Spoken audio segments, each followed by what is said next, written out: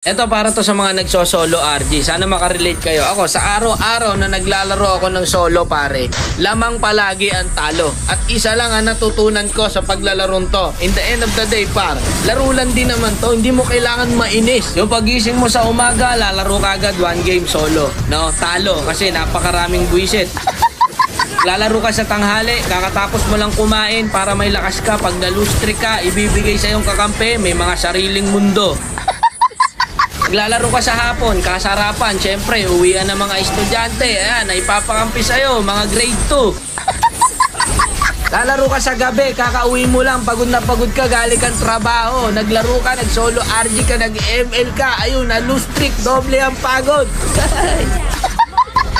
Kung inaakala mong pampatanggal to ng stress, nako hindi ko, nagkakamali ka dyan kaibigan. Pagkagising mo, kinabukas, masakit na likod mo sa trabaho, masakit pa ulo mo no, sa mga schoolworks, dadagdag pa tong mga kakampi mo to. Kung naghahanap po kayo ng